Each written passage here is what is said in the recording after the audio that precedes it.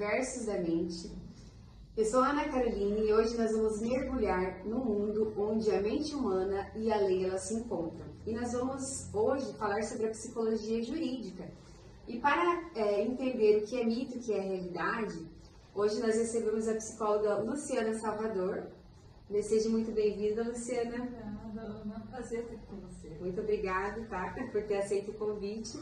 E para a gente conversar, eu gostaria que você compartilhasse um pouquinho da sua trajetória, como foi a escolha pela psicologia jurídica. Ana, assim, eu comecei a trabalhar com psicologia jurídica em 2014, quando eu entrei no Tribunal da Justiça aqui do Paraná em função de um concurso. Na verdade, na minha época, quando me formei, a gente tinha muito pouco sobre psicologia jurídica e não tinha muitas vagas de trabalho nisso, né? Quando eu fiz o concurso para o Tribunal da Justiça e eu fui chamada para atuar, é que eu comecei realmente a trabalhar nessa área. E aí eu me apaixonei, assim, quando eu comecei, eu tive que ir atrás, estudar, a gente não tinha muitas pós-graduações nessa área, então eu fui fazer cursos específicos, comecei a gostar muito dessa área. E aí eu fui fazer mestrado em 2019 em psicologia forense mesmo. Eu tive o privilégio de fazer parte do único mestrado que tem como linha de pesquisa mesmo psicologia forense, né, no Brasil, em Curitiba. Então aí lá foi muito legal porque eu pesquisei mais sobre a área, fiz pesquisa, acabei publicando um livro também sobre a pesquisa que eu fiz no mestrado com crianças, né, em dupla residência. Então eu comecei a partir do trabalho do fórum, que aí depois eu fui me especializar mais, e hoje eu continuo atuando também, mudei um pouquinho o trabalho, antes eu era perita, trabalhava com perícia, e hoje eu atuo muito como assistente técnica, que é um outro ramo da psicologia jurídica. E tem alguma diferença entre a psicologia jurídica e a psicologia, digamos, forense? Então, a gente tem uma confusão assim, de autores quanto a esse termo, né? Tem alguns autores que entendem que é um pouquinho diferente, que a jurídica ela é mais ampla, ela aborda qualquer área que tenha alguma relação com o processo judicial, como, por exemplo, quando o psicólogo trabalha em presídio, na penitenciária, ele estaria trabalhando com a jurídica também, porque envolvem pessoas que estão com processos judiciários, tá? E a forense trabalharia diretamente dentro do fórum mesmo, né? Só com avaliações judiciais dentro do sistema da justiça mesmo. Então, em geral, os autores separam assim, como se a forense fosse uma parte da jurídica, né? Mas tem alguns que usam como sinônimos também, tá? Então, a gente tem essa confusãozinha assim teórica aí no nome, né? E como é para você trabalhar, digamos, em disputas de guardas e violência? Como se você se mantém neutra nesses trabalhos, né? Porque tem que ter uma neutralidade ali no trabalho, né? Como que você consegue se manter assim? Eu digo assim, que eu acho que tudo em psicologia a gente precisa trabalhar nosso lado emocional, né? Não existe nenhuma área da psicologia que a gente não precise cuidar do nosso lado emocional, mesmo, sei lá, psicologia organizacional, né? A gente precisa disso porque a gente está trabalhando com o ser humano e com questões, com conflitos em todas as áreas, né? A área jurídica, o que acontece? A gente acaba sendo muito arrastado para os conflitos judiciais das pessoas. Então, muitas vezes as pessoas não estão lá voluntariamente, né? Não é como na clínica, por exemplo, que elas querem, ou pelo menos deveriam querer estar lá, né? Na psicoterapia. Em geral, nem sempre as pessoas estão porque elas querem, elas estão para resolver um problema judicial e não para mudarem, para se melhorarem. Então, a gente precisa ter esse foco, esse olhar. O que a gente está trabalhando é muito com a questão judicial, né? Não necessariamente com aquela pessoa, com aquele indivíduo. Eu estou olhando como psicólogo jurídico para essa questão judicial. Então, como eu posso ajudar o juiz a decidir melhor, como eu posso subsidiar o advogado, às vezes a fazer uma defesa adequada daquele cliente. Então, a gente olha para o processo como um todo e não só para as pessoas, né? Acho que olhar desta forma ajuda a gente a não se envolver também demais nas questões das pessoas, porque a nossa função ali não é necessariamente de terapeuta, de ajuda direta, individual, né? Então, acho que ter esse olhar ajuda um pouco a gente não sofrer também, né, dessas questões, ter esse olhar que é um pouco o olhar do direito mesmo, que olha para o processo judicial como um todo, né? É uma área muito interessante, né, a jurídica, e eu acredito que quem entra a atuar nessa área, acho que acredito que fica apaixonado pela área, né? E está muito em crescimento também, né? No Brasil é uma área que está crescendo bastante, que tem cada vez mais vagas de trabalho. Os advogados precisam muito também de psicólogos que ajudem a apoiar o processo também. Então é uma área que acho que os psicólogos podem se especializar muito, quem gosta disso, sabe? É uma área muito do futuro, assim, no Brasil. Antes não se falava assim, muito, né, da psicologia jurídica, e hoje a gente vê, né, como que é importante o papel do psicólogo nessa área, né, jurídica, né? Sim. Até mesmo em disputas de guarda, né, para poder entender, né? E nessa área, digamos assim, como você consegue identificar, que eu acredito que seja uma dúvida de todo mundo, você consegue identificar, digamos assim, quando a pessoa está tentando simular, né, uma situação ali ou tentando mentir, você consegue ter essa visão? Então, o nosso foco como psicólogo jurídico não é ver se a pessoa está falando a verdade Sim. ou não, né? Não é tanto analisar o perfil individual. Apesar de que a gente tem protocolos que avaliam critérios de veracidade do discurso da pessoa, do depoimento, né? Mas o nosso lugar não é muito de avaliar isso, a gente é mais de avaliar aquele contexto e ter aquele olhar histórico, social, psicológico para aquele contexto que está acontecendo, como por exemplo a disputa de guarda, né? Que geralmente não existe uma verdade única, né, entre as pessoas têm conflitos e a gente vai costurando o que está acontecendo, vai entendendo, para também pensar em possibilidades do que é melhor para aquela criança. A gente também a gente não tem essa função como psicólogo de dar uma sentença que vai decidir o juiz, mas a gente vai colocar o que a gente observa daquele caso como um todo, vai analisar os conflitos, o contexto psicológico dos envolvidos, né? Então essa coisa assim, dessa psicologia muito CSI, assim, americana, a gente utiliza muito pouco no Brasil e a psicologia cada vez mais não foca nisso, nessa questão só muito única, individual da mentira, né, do crime. Até porque ontem tem um advogado que estava me perguntando isso, ele me pediu para ajudá-lo no processo, né? E ele pediu para fazer uma perícia, para fazer uma avaliação psicológica do réu, identificando se tinha sinais de que ele poderia ter sido abusador ou não. E o que eu expliquei para ele? Isso eu não faria, até porque a gente não tem, por exemplo, uma pesquisa, teoria que diga que um abusador sexual ele é assim ou não é assim. Né? Então, eu posso aplicar testes psicológicos, eu posso avaliar o perfil da pessoa, mas isso não significa que ela cometeu abuso ou não. Porque uma coisa é o perfil da pessoa e outra coisa é ela cometeu um crime. Né? Uma pessoa pode ser muito estável emocionalmente, por exemplo, cometer um crime. Sim. E ela pode ser muito instável e não cometer crime. Né? Então, a gente tem que analisar, quando a gente está trabalhando com psicologia jurídica, tem que analisar o contexto não só do indivíduo, mas daquele crime também, dos fatos, costurar o que as pessoas estão falando, o que uma fala aqui, como é que é o depoimento da vítima, como é que é o depoimento da testemunha, né? Então, a gente vai costurando tudo isso, mais do que identificar um perfil só específico, um perfil de mentira, né? Ou um perfil de patologia, porque a gente não tem essa associação. Tal patologia ou tal perfil psicológico vai fazer isso. Isso não existe, né? Porque o ser humano é muito mais complexo do que isso e os crimes são muito mais complexos do que isso. Quando a gente pensa em crime, né? A jurídica não vai trabalhar só com crime, a gente também trabalha com várias de família e tudo isso. Mas tudo isso é alienação parental, por exemplo. Isso é muito mais complexo do que só o perfil daquela pessoa. Então, a gente tem que analisar esse contexto de uma forma mais ampla, assim, em geral, a psicologia jurídica trabalha desse jeito, né? Muito legal, né? E, digamos assim, o advogado, ele pode contratar um psicólogo jurídico ou até mesmo, digamos, a família, né? Sim. Pode contratar. Sim, esse é um trabalho bem legal que eu tenho feito. Inclusive, eu tenho pesquisado bastante esse tema, que é o que a gente chama de psicólogo como assistente técnico, tá? A lei diz o seguinte, quando vai ser feita uma perícia, o psicólogo do fórum vai analisar um caso, vai fazer um parecer, uma avaliação para o juiz, tá? E quando esse psicólogo, quando é determinado que esse psicólogo faça avaliação para o juiz, as partes podem contratar um técnico específico para acompanhar essa prova, para acompanhar todo esse processo. Esse técnico específico, no caso da psicologia, é o psicólogo assistente técnico. Então, as partes podem contratar um psicólogo assistente técnico para acompanhar, para ver se, por exemplo, aquela avaliação do psicólogo perito vai ser bem feita, se aquela perícia está adequada. Aí a gente pode questionar também o laudo do perito, se não estiver adequado.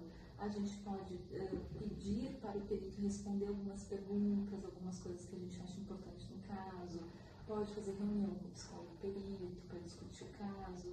Então, o advogado ou a parte pode contratar um psicólogo, assistente técnico, para acompanhar esse processo, né?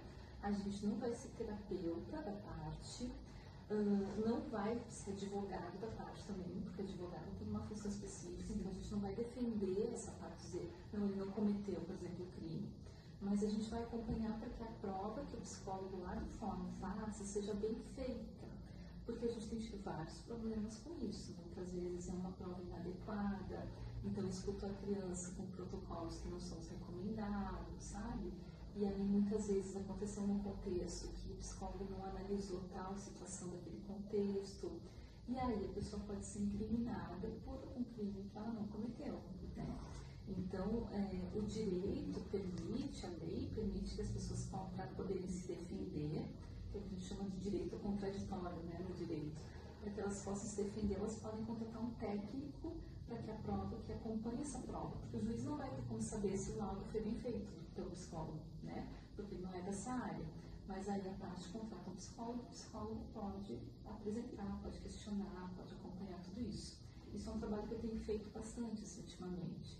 Estou pesquisando sobre isso, a gente até escreveu um artigo sobre isso, sobre o psicólogo como assistente técnico, quais são as áreas que atuam, como pode atuar, sabe? É uma área nova também e que acho que vai se expandir muito no Brasil, porque os advogados entendem que ajuda muito quando tem um psicólogo que apoia eles nesse sentido, um técnico, sabe? Porque eles também não vão ter como questionar o laudo específico do psicólogo, eles não podem dizer que está mal feito e por que está mal feito, né? Eles precisam contratar um psicólogo para isso.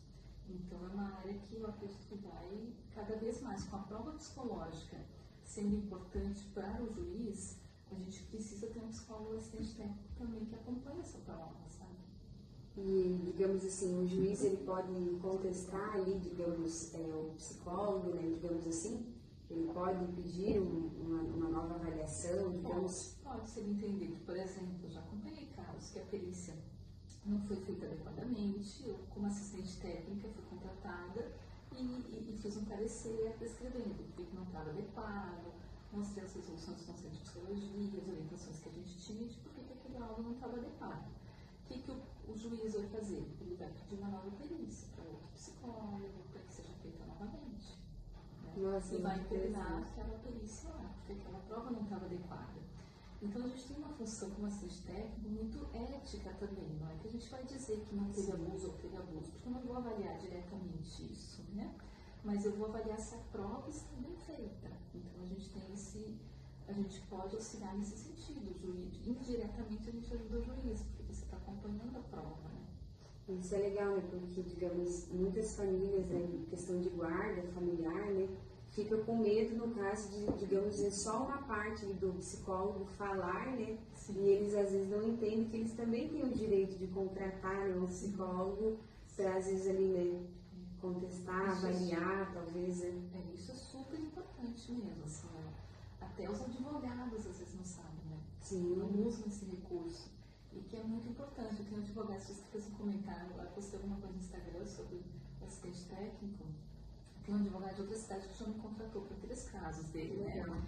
E ele até escreveu assim, é muito interessante esse trabalho, foi muito importante para mim, pelo custo, vale muito a pena também, pelo custo, porque isso não é um custo muito alto que a gente vai cobrar, não é como um advogado que vai cobrar todo o processo, né? Então, que vale muito a pena pelo resultado que ele acabou tendo, né? Tem alguns detalhes que a gente consegue, às vezes, trazer, que ajuda o cliente. Só que eu sempre faço uma análise antes de pegar o caso, tá? Qual que é a análise? Se vai ser relevante para ele o meu trabalho, não. Porque às vezes, por exemplo, o caso está muito redondo, assim, né? A psicóloga fez uma avaliação correta, está tudo certo, mostra que está bem adequado, que ela falou com o que estava acontecendo. Então não vai ser muito útil a pessoa me contratar, porque eu não vou poder mentir, mesmo assim como assistente técnica, tá? Porque o meu lugar não é de defender a pessoa, eu não posso mentir. Isso a gente tem um código de ética, né? O psicólogo não pode criar coisas, falsificar coisas, né? Independente da nossa área, de qual lugar, qual papel a gente está atuando. Então eu não posso mentir, né? E aí eu vou dizer para o cliente que, olha, nesse caso eu acho que não é voltagem. Já teve alguns que eu analiso processos, eu cobro uma parte de valor menor para analisar o caso, né? E aí eu falo para ele, olha, nesse caso eu acho que não tem vantagem você ter um assistente técnico, porque não tem que a gente questionar, né? Então não vale a pena. E aí a gente decide o que ele faz, né? É interessante a sinceridade, né? Ser transparente, né? Sim.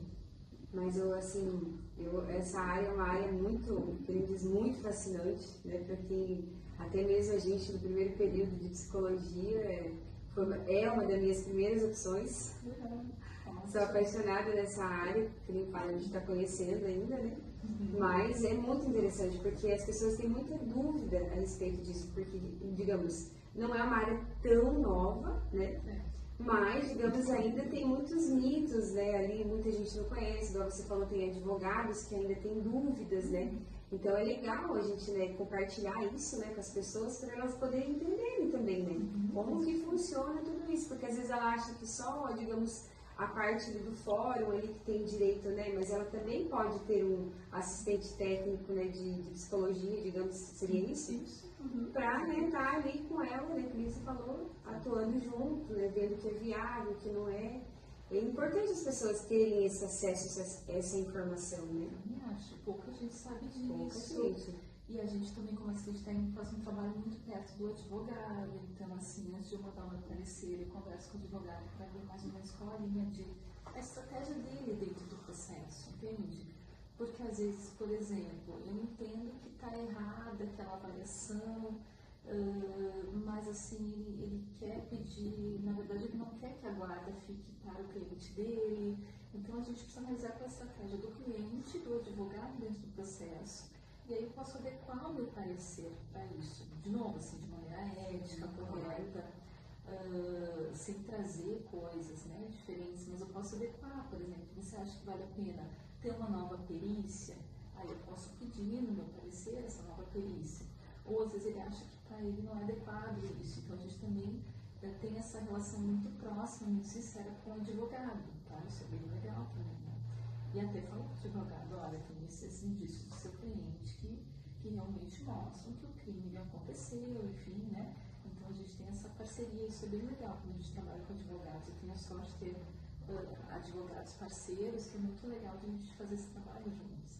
E é muito importante, né, a ética e a transparência, né, com o cliente e até mesmo com o advogado, porque muitas pessoas ainda têm medo, né, e tem a desconfiança, aquela, né, insegurança, né, porque, né, digamos, tem profissionais e profissionais, mas você é uma pessoa que eu ouço falar bastante, bastante, com certeza, muito bem, mas assim, tá chegando ao fim, né, do nosso tempo. Eu queria fazer um bate-bola rapidinho contigo. Vou falar uma palavra e você fala o que vem da sua mente, né? Em primeiro, digamos assim, mente humana. Complexa. Um livro ou um filme ou uma série, né, que fala de psicologia que você goste, né? Vou falar do livro da psicologia jurídica da Sônia Rovinsky, que foi o primeiro no Brasil. É um livro fininho, maravilhoso, e que foi o que eu aprendi em psicologia jurídica. Né? Até hoje ele é uma referência, a gente teve vários outros depois, mas por muito tempo só teve o dela, que é uma psicóloga que foi do TJ, do Rio Grande do Sul, por muito tempo. E ela que teve a coragem de publicar o primeiro livro no Brasil sobre psicologia jurídica mesmo, um manual, para quem começou, era a nossa única referência que a gente tinha, assim, né? Nossa, olha que legal, pessoal. Uma ótima dica, né, para quem quer iniciar aí na psicologia jurídica, uma área importantíssima e apaixonante, diria assim, né? Mas eu gostaria de agradecer, né, por você ter aceito o convite.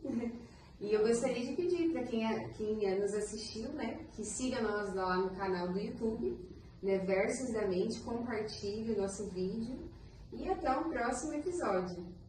Obrigada.